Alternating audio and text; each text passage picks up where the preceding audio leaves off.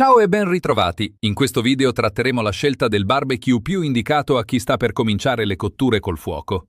Prima precisiamo un punto. Spesso viene erroneamente usato il termine barbecue per indicare un dispositivo di cottura. Invece, col termine barbecue si intende una tecnica di cottura e affumicatura di origine americana, mentre il dispositivo che gli americani chiamano comunemente PET in Italia non ha un nome specifico, ma se proprio vogliamo dargli un nome, possiamo chiamarlo genericamente il grill. In seguito vedremo che a seconda delle loro funzioni e dalle prestazioni d'uso, nelle diverse tecniche di cottura assumeranno un nome specifico. Mi chiamo Roberto e sono un amante dei cibi di qualsiasi genere cotti sul fuoco. Se ti iscriverai a questo canale e avrai il piacere di seguirmi, sarò lieto di mostrarti le giuste vie da percorrere nel mondo della cottura a fuoco.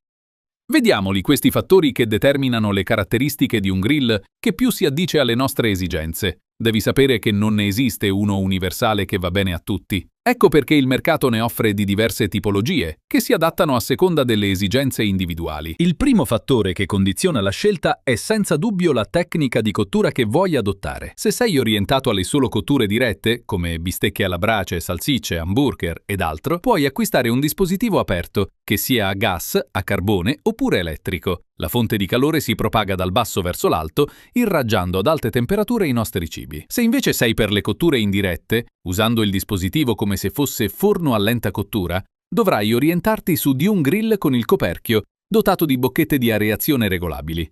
Approfondiremo l'argomento dei diversi tipi di cottura in un altro video. Il secondo fattore è lo spazio fisico che avrai a disposizione.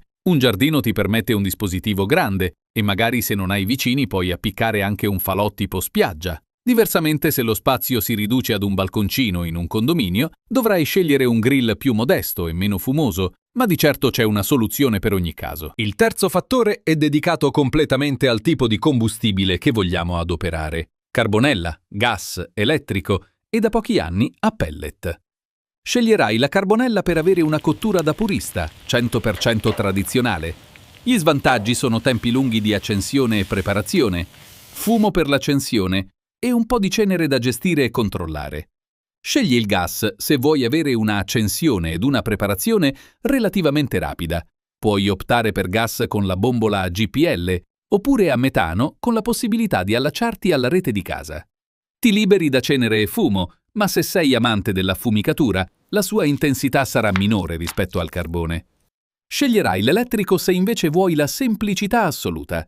No carbone, no fumo e no gas da gestire. Infili la presa elettrica, giri la manopola e appena rovente cuoci. Gli svantaggi sono l'elevato costo di un dispositivo performante. Le sue ridotte dimensioni non permettono abbondanti preparazioni. È sufficiente per 2 o 3 persone. Infine abbiamo il pellet a disposizione. Sembra la soluzione ottimale di tutti gli svantaggi.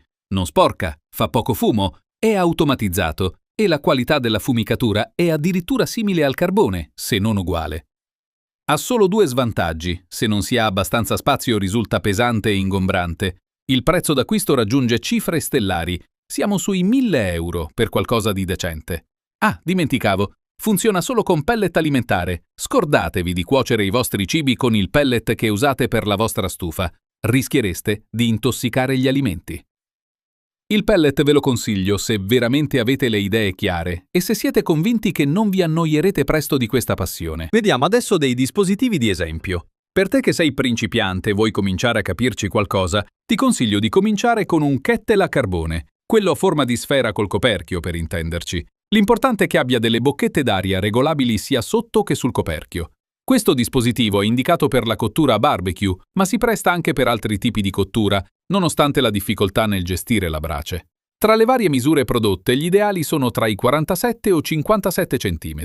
Lo considero un dispositivo scuola. Qui puoi cominciare a conoscere i concetti della fumicatura e imparare a stabilizzare la temperatura. Ci sono tante alternative a forma di rettangolo, quadrato, barile, triangolo isoscele. L'importante è che abbiano 2 famose prese d'aria regolabili. Se preferisci il gas, ricorda quello che abbiamo detto prima. Ci sono quelli che vanno a GPL o a metano. Sono differenti per via degli ugelli, quindi solo a metano può essere allacciato al gas di casa. Il principio è uguale per tutte e 2. Sotto si sviluppa la fiamma e sopra si dispongono i cibi in cottura. In commercio si parte da tipologie con un unico fuoco regolabile, cioè su tutta la superficie avremo un'unica fiamma ed è indicato per chi cuoce alla brace con la cottura diretta e non va oltre. Invece, per chi vuole creare diverse zone di temperatura, esistono dispositivi che hanno più fuochi separati tra loro e regolabili in temperatura. Si parte da 2 fuochi fino a 5 o 7 fuochi.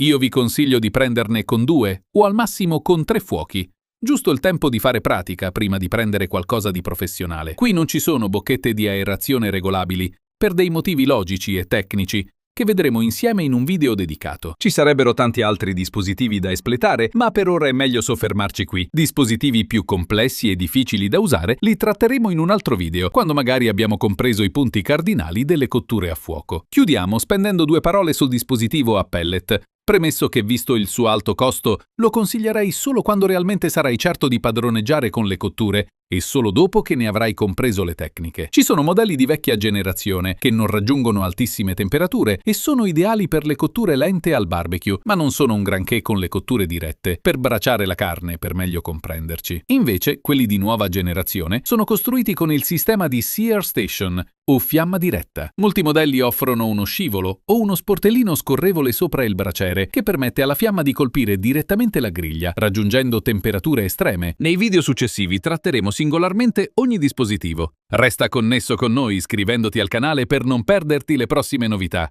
Scrivi nei commenti se hai bisogno di consigli e lascia un bel like per premiarci. Ricorda, spendere un po' di più ha senso, ma solo se ne capiamo il valore. Grazie e al prossimo video!